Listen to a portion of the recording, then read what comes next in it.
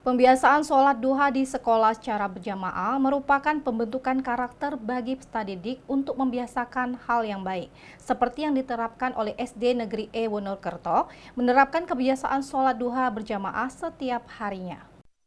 SD Negeri E Wonokerto merupakan sekolah dasar yang berada di Jalan Kartini, Desa E Wonokerto, Kecamatan Tugumulyo, Kabupaten Musirawas.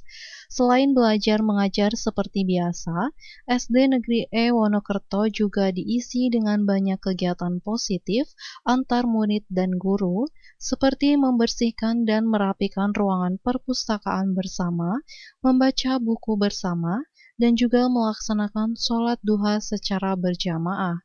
Pada dasarnya, sholat duha merupakan salah satu kegiatan rutin yang dilakukan oleh pihak SD Negeri E Wonokerto setiap harinya di jam setelah istirahat. Pelaksanaan sholat duha dilakukan oleh murid mulai dari kelas 4 sampai dengan kelas 6 dan dilakukan secara bergilir. Meskipun 1 bulan yang lalu sempat tidak berjalan dikarenakan tidak adanya air untuk berwudu akibat musim kemarau, kini sudah kembali berjalan normal.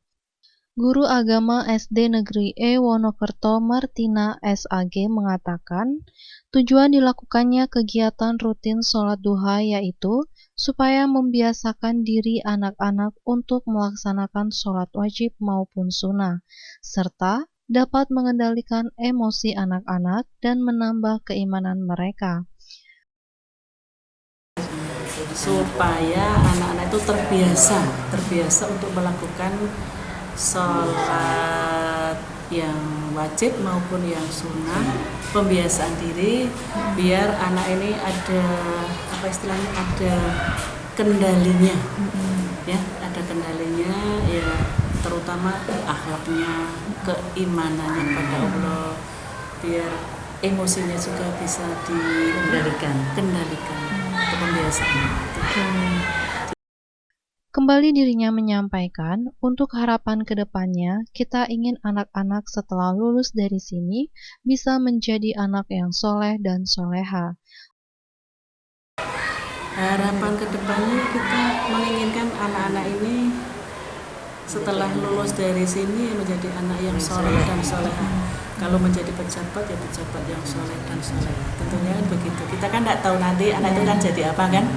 Yang jelas jadi pejabat yang soleh-soleha dalam kehidupan sehari-hari, menjadi anak yang menjadi orang yang soleh dan soleha sesuai dengan agama Islam. Ayu Fitriani, Silampari TV melaporkan.